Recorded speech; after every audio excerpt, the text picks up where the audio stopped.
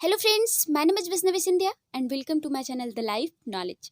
सबसे पहले तो मैं आपको ये बता दूं कि अगर अभी तक आपने मेरी पिछली वीडियोस नहीं देखी है तो सबसे पहले जाकर उसे देखिए, क्योंकि उन वीडियोस को देखने के बाद ही आपको पूरी स्टोरी अच्छे से समझ में आएगी और तभी आप इस वीडियो को भी समझ पाएंगे। तो चलिए स्टार्ट करते हैं। लास्ट वीडियो में मैंने आपको बताया था कि खुद को सबसे पहले पैसे दें। यदि आप खुद पर काबू नहीं रख सकते तो अमीर बनने की कोशिश ना करें। निवेश करने, पैसे बनाने और उसे उड़ा डालने में कोई तुक नहीं है। आत्म अनुशासन की अभाव की वजह से ही ज्यादातर लॉटरी विजेता करोड़ों जीतने के बाद भी जल्द ही फक्कड़ हो जाते हैं। सरल भाषा में कहा जाए तो जिन लोगों का आत्मसम्मान कम होता है और जिनमें वित्तीय दबाव सहने की शक्ति कम होती है, वे कभी अमीर नहीं बन सकते। जैसा मैंने पहले कहा था, प्रबंधन की एक योग्यता लोगों का प्रबंधन करना है। कई लोग सिर्फ उन्हीं लोगों का प्रबंधन कर पाते हैं जो उनसे कम चतुर हों और जिन पर उनकी शक्ति अधिक हो। मध्यम श्रेणी के कई मैनेजर मध्यम श्रेणी में ही बने रहते हैं और उन्हें प्रमोशन नहीं दिया जाता है क्योंकि वे सिर्फ उनके मातहतों के साथ ही काम करना चाहते हैं, अपने ऊपर के लोगों के साथ काम करना नहीं जानते। वास्तविक योग्यता है किसी तकनीक क्षेत्र में अपने से श्रेष्ठ और चतुर व्यक्तियों का प्रबंधन करना तथा उन्हें अच्छे पैसे देना। इसलिए कंपनियों का एक संचालक मंडल होता है, आपका भी होना चाहिए। इसी में वित्तीय समझदारी है। चलिए अब आगे बढ़ते हैं और बुक पे आते हैं। कदम नंबर 7, इंडियन गिवर बने। कुछ नहीं देकर कुछ पाने की शक्ति। जब पहले यूरोपीय निवासी अमेरिका में रहने गए तो वे अमेरिकी भारतीयों की एक सांस्कृतिक परंपरा देखकर दंग रह गए। मिसाल के तौर पर अगर किसी गोरे आदमी को ठंड लगती थी तो अमेरिकी भारतीय उसे एक कंबल दे देते थे। श्वेत प्रवासी इसे उपहार मान लेता था और जब अमेरिकी भारतीय कंबल वापस मांगता था तो उसे अक्सर बुरा लग जाता था। अमेरिकी भारतीयों को भी बुरा लगता था जब उन्हें पता चलता था कि श्वेत प्रवासी कंबल वापस नहीं करना चाहते हैं। यहीं से इंडियन गिवर वाक्यांश पैदा हुआ, एक छोटी सी सांस्कृतिक गलतफहमी के कारण। संपत्ति वाले कॉलम के संसार में इंडियन गिवर बनना दौलत के लिए बहुत जरूरी है। प्रबुद्ध निवेशक का पहला सवाल यह होता है, मेरा पैसा मुझे कितनी जल्दी वापस मिल सकता है। वे यह जानना चाहते हैं कि उन्हें मुफ्त में क्या मिलेगा। इसलिए ROI यानी निवेश पर मुनाफा इतना महत्वपूर्ण है। मिसाल के तौर पर मुझे फोरक्लोजर में एक छोटा कॉन्डोमिनियम मिला। यह मेरे घर से कुछ ही ब्लॉक दूर था। बैंक वाले $60,000 चाहते थे और मैंने $50,000 की बोली का आवेदन दे दिया। उन्होंने इसे स्वीकार कर लिया क्योंकि मेरे आवेदन के साथ $50,000 का कैशियर चेक भी लगा हुआ था।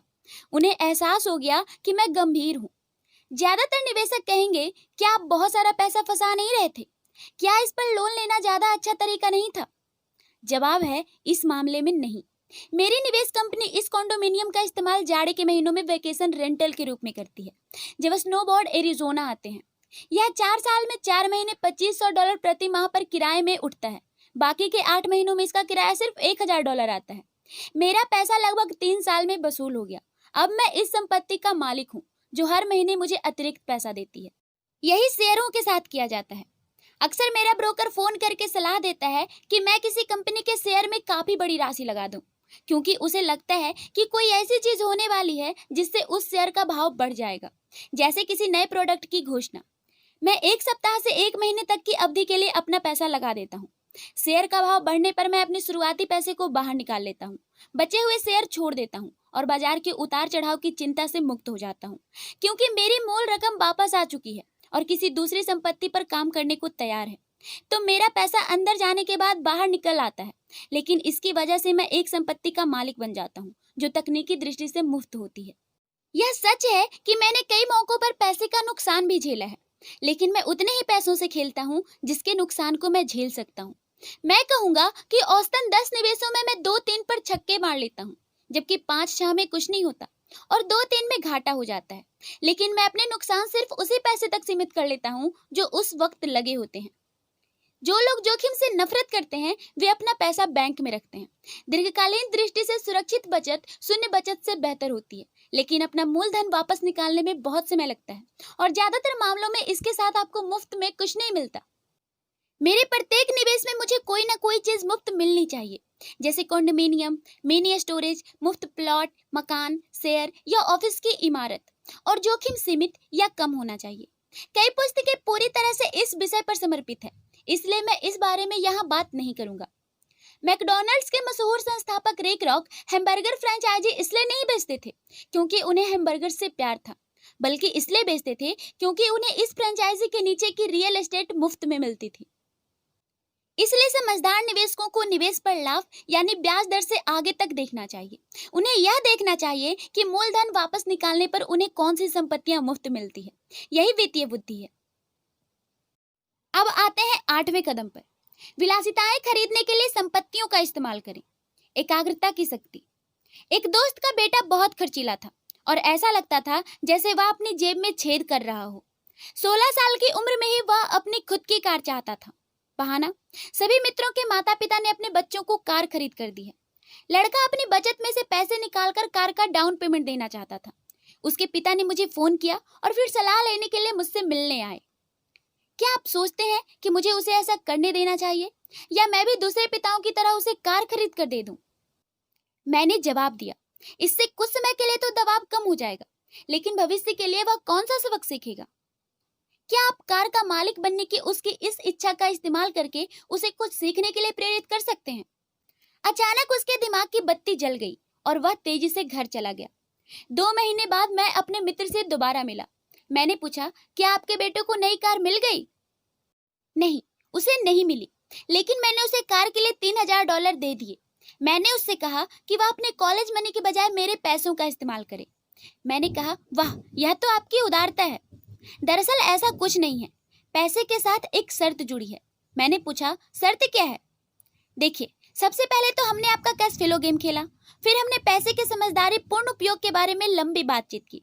उसके बाद मैंने उसे द वॉल स्ट्रीट जर्नल की सदस्यता दिला दी और शेयर बाजार पर कुछ पुस्तकें भी दिला दी। मैंने पूछा, फिर क्या हुआ? शर्त क्या थी? मैंने उससे कहा कि वे $3000 उसके थे, लेकिन वह उस पैसे से सीधे कार नहीं खरीद सकता था। वह इसका इस्तेमाल किसी शेयर ब्रोकर को खोजने और शेयर खरीदने बेचने में कर सकता था। एक बार जब वह उस $3000 को 6000 कर लेगा तो फिर वह उसमें से कार खरीद सकता है और बाकी का $3000 उसके कॉलेज फंड में चला जाएगा। मैंने पूछा, और परिणाम क्या हुआ? देखिए, अपने शेयर व्यापार में वह शुरुआत में तो खुशकिस्मत रहा, लेकिन कुछ दिनों बाद काफी रकम गंवा दी। फिर उसकी सच्ची रुचि जागी। आज मैं कहूंगा कि उसके $2000 कम हो चुके हैं, लेकिन उसकी दिलचस्पी आसमान छू रही है। उसने मेरी खरीद कर दी हुई सारी पुस्तकें पढ़ ली है और वह अधिक पुस्तकें लाने के लिए लाइब्रेरी जाता है। वह उत्साह से द वॉल स्ट्रीट जर्नल पढ़ता है और सूचकों पर नजर रखता है। उसके पास सिर्फ $1000 बचे हैं, लेकिन उसकी दिलचस्पी और ज्ञान आसमान छू रहे हैं। वह जानता है कि अगर ये बचे हुए पैसे चले गए तो उसे 2 साल तक पैदल चलना होगा, लेकिन उसे अब उसकी कोई परवाह नहीं है। वह तो कार लेने में भी रुचि नहीं दिखाता है, क्योंकि उसे एक ज्यादा मजेदार खेल मिल गया है। मैंने पूछा, अगर वह सारा पैसा गवा दे तो क्या होगा? तब की तब देखी जाएगी। मैं तो यही चाहूंगा कि वह हर चीज अभी गवा दे, बजाय इसके कि वह हमारी उम्र में आकर हर चीज गवाने का जोखिम ले। और इसके अलावा मेरी समझ से मैंने उसकी शिक्षा पर अब तक जितने पैसे खर्च किए हैं, उनमें यही $3000 सबसे सार्थक रहे हैं।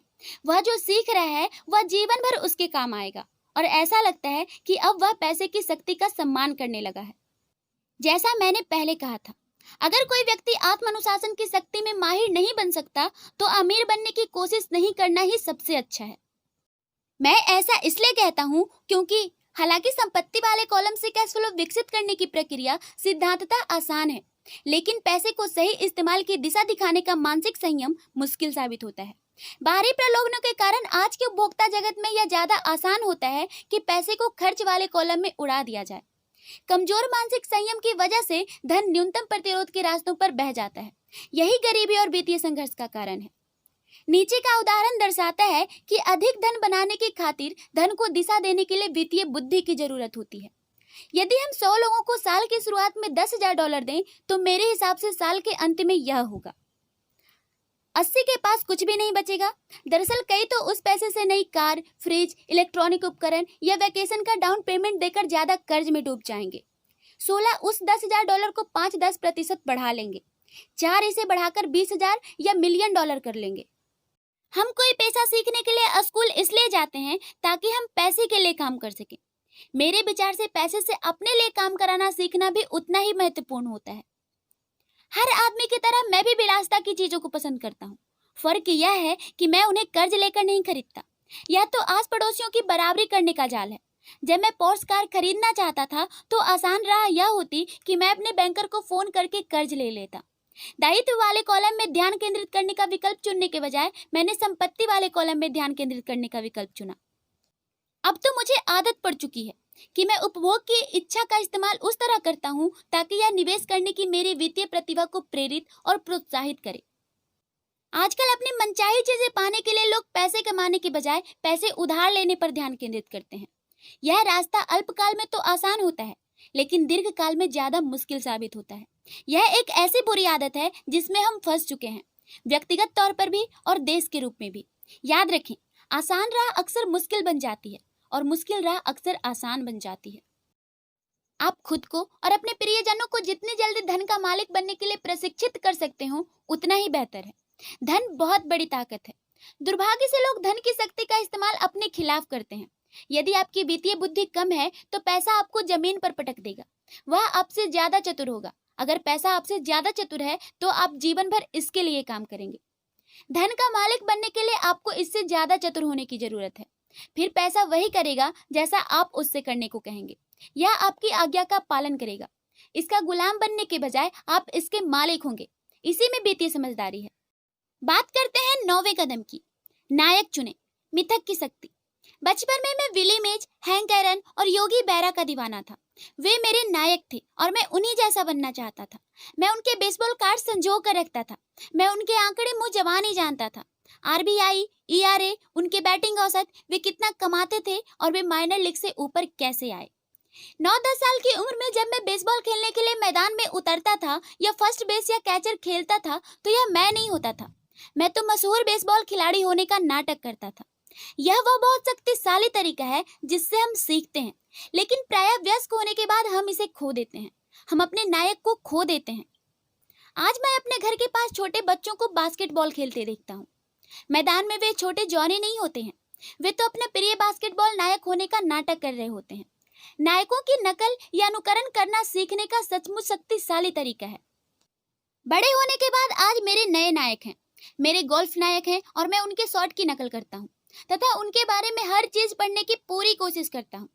मेरे Donald Trump, Warren Buffett, Peter lynch, George Soros और जिम रॉजर्स जैसे नायक भी हैं। मैं उनके आंकड़े उसी तरह जानता हूँ जिस तरह की बचपन में अपने बेसबॉल नायकों के ईआरए और आरबीआई जानता था। वॉरेन बफे जिसमें निवेश करते हैं, मैं उसकी निगरानी करता हूँ और मैं बाजार संबंधी उनके दृष्टिकोण के बारे में सब कुछ पढ़ने की कोशिश करता हूँ तथा इस बारे में भी जानना चाहता हूँ कि वे शेयर कैसे चुनते हैं। इसके अलावा मैं डोनाल्ड ट्रंप के बारे में पढ़ता हूँ और यह पता लगाने की कोशिश करता हूँ कि वे कैसे सौदेबाजी करते हैं तथा सौदों को अंजाम देते हैं। जिस तरह मैदान में बेसबॉल में मैं बैटिंग करने जाते समय मैं दरअसल अपनी भूमिका में नहीं होता था, उसी तरह जब मैं बाजार में होता हूँ या सौदेबाजी कर रहा होता हूँ तो मैं अवचेतन रूप से ट्रंप के साहस की नकल कर रहा होता हूँ या किसी प्रवृत्ति का विश्लेषण करते समय मैं उसे वॉरेन बफे की नजरों से देखता हूँ। नायक होने से हम अपनी छिपी हुई प्रतिभा के एक जबरदस्त स्रोत का दोहन करते हैं, लेकिन नायक हमें प्रेरित करने से भी ज्यादा काम करते हैं। नायक चीजों को आसान दिखाते हैं। चीजें आसान दिखने के कारण हम भी उन्हीं जैसा बनना चाहते हैं। अगर वे यह कर सकते हैं तो मैं भी कर सकता हूँ। जब निवेश की बात आती है तो बहुत सारे लोग इसे मुश्किल बनाकर पेश करते हैं। इसके बजाय ऐसे नायक खोजें जो इसे आसान बनाते हो। अब आते हैं 10वें कदम पर। सिखाओ और आपको मिलेगा। देने की शक्ति। मेरे दोनों डैडी शिक्षक थे। मेरे अमीर डैडी ने मुझे एक सबक सिखाया जो जीवन भर मेरे साथ रहा है, परोपकारी बनने या देने की आवश्यकता। मेरे शिक्षित डैडी ने अपना बहुत सा समय और ज्ञान तो दिया, लेकिन पैसा कभी दान में नहीं दिया। वे आमतौर पर कहते थे कि जब उनके पास थोड़ा अतिरिक्त पैसा आ जाएगा तब वे दान करेंगे, लेकिन जाहिर है उनके पास शायद ही कभी अतिरिक्त पैसा आया। मेरे अमीर डैडी शिक्षा के साथ साथ पैसे भी दान देते थे। वे टाइदिंग या दशमांश दान में दृढ़ता से यकीन करते थे। वे हमेशा कहते थे, अगर आपको कुछ चाहिए तो आपको इसे पहले देने की जरूरत है। जब उनके पास पैसे की कमी रहती थी तब भी वे अपने चर्च या अपनी पसंदीदा परोपकारी संस्था को पैसे दान में देते थे। अगर मैं आपके साथ केवल एक ही विचार छोड़ सकूं तो वह विचार यही होगा, जब भी आप किसी चीज की कमी या जरूरत महसूस करें तो आप अपनी मनचाही चीज पहले दे दें और इसके बाद यह ढेर सारी होकर आपके पास लौटेगी। यह पैसे, मुस्कान, प्रेम या मित्रता किसी भी चीज के बारे में सच है। मैं जानता हूँ कि अक्सर इंसान इस काम को सबसे अंत में ही करना चाहेगा, लेकिन मैं यह बताना चाहूंगा कि इससे मुझे हमेशा फायदा हुआ है। मेरा विश्वास है कि आदान प्रदान का सिद्धांत सच है, इसलिए मैं वही चीज देता हूँ जो मैं पाना चाहता हूँ। मैं पैसे चाहता हूँ, इसलिए मैं पैसे देता हूँ और यह कई गुना होकर लौटता है। मैं बिक्री चाहता हूँ, इसलिए कोई चीज बेचने में किसी दूसरे की मदद करता हूँ और मेरी भी बिक्री बढ़ जाती है। मैं संपर्क बनाना चाहता हूँ, इसलिए मैं संपर्क बनाने में किसी दूसरे की मदद करता हूँ। जादू की तरह मेरे संपर्क भी बढ़ जाते हैं। मैंने बरसों पहले यह कहावत सुनी थी, ईश्वर को पाने की जरूरत नहीं है, लेकिन इंसान को देने की जरूरत है। मेरे अमीर डैडी अक्सर कहते थे, गरीब लोग अमीरों से ज्यादा लालची होते हैं। वे स्पष्ट करते थे कि अगर कोई आदमी अमीर है तो इसका मतलब है कि वह दूसरों को कोई मनचाही चीज प्रदान कर रहा था। मेरे जीवन में जब भी मैंने खुद को जरूरतमंद या पैसे की कमी या मदद की कमी महसूस करते पाया है, तो मैंने अपने दिल को टटोला है कि मैं क्या चाहता हूँ और मैंने फिर उसे पहले देने का फैसला किया। और जब जब मैंने दिया, यह हमेशा मेरे पास लौट कर आया। इससे मुझे एक कहानी याद आती है। एक आदमी जाड़े की ठंडी रात में जलाऊ लकड़ी हाथ में लेकर बैठा था। वह अंगीठी से चिल्लाकर कह रहा था, जब तुम मुझे थोड़ी गर्मी दोगी तब मैं तुम में लकड़ी डालूंगा। चाहे बात पैसे, प्रेम, खुशी, बिक्री या संपर्कों की हो, इंसान को बस यही याद रखने की जरूरत है कि अपनी मनचाही चीज पाने के लिए उसे पहले देना होगा। मैं क्या चाहता हूँ और मैं इसे किसी दूसरे को कैसे दे सकता हूँ, अक्सर यह सोचने भर से ही वरदानों की बौछार शुरू हो जाती है। जब भी मैं महसूस करता हूँ कि लोग मेरी तरफ देखकर नहीं मुस्कुरा रहे हैं, तो मैं मुस्कुराने लगता हूँ और हेलो कहने लगता हूँ। जादू की तरह मेरे आसपास अचानक बहुत से मुस्कुराने वाले लोग जमा हो जाते हैं। यह सच है कि आपका संसार आपका ही आईना होता है। इसलिए मैं कहता हूँ, सिखाओ और आपको मिलेगा। मैंने पाया है कि सीखने की इच्छा रखने वाले लोगों को मैं जितना ज्यादा सिखाता हूँ, मैं भी उतना ही ज्यादा सीखता हूँ। अगर आप धन के बारे में सीखना चाहते हो तो इसे किसी दूसरे को सिखाएं। ऐसा करने पर आपके दिमाग में नए विचारों और फॉर्मूलों का सैलाब आ जाएगा। ऐसे समय रहे हैं जब मैंने दिया तो था, लेकिन कुछ वापस नहीं लौटा, या जो मुझे मिला वह वो नहीं था जो मैं चाहता था। ऐसे मौकों पर गहरे निरीक्षण और आत्म अवलोकन के बाद मैंने पाया कि मैं इन प्रकरणों में देने के लिए नहीं, बल्कि पाने के लिए दे रहा था। मेरे अमीर डैडी ने शिक्षकों को सिखाया, इसलिए वे बेहतरीन शिक्षक बन गए। मेरे अमीर डैडी हमेशा युवाओं को कारोबार करने का तरीका सिखाते थे। पीछे पलटकर देखने पर मैं पाता हूँ कि अपने ज्ञान को उदारता से बांटने की वजह से ही वे ज्यादा चतुर बने। इस संसार में ऐसी शक्तियां हैं जो हमसे बहुत ज्यादा चतुर हैं। आप वहां अपने दम पर पहुंच सकते हैं, लेकिन उन शक्तियों की मदद से यह काम कहीं अधिक आसान हो जाता है। इसके लिए आपको तो बस इतना ही करना है कि आप उदार रहें और वे शक्तियां भी आपके प्रति उदार रहेंगी। आगे की पेज पर हम कल चलेंगे। चलिए ये वीडियो यहीं समाप्त करते हैं। आपको ये वीडियो कैसा लगा हमें कमेंट करके जरूर बताइएगा, और अगर आपके लिए ये वीडियो हेल्पफुल रहा तो लाइक और शेयर भी जरूर कीजिएगा, साथ ही साथ सब्सक्राइब भी कर दीजिएगा। मिलते हैं नेक्स्ट वीडियो में, तब तक के लिए पढ़ते रहिए और बढ़ते रहिए।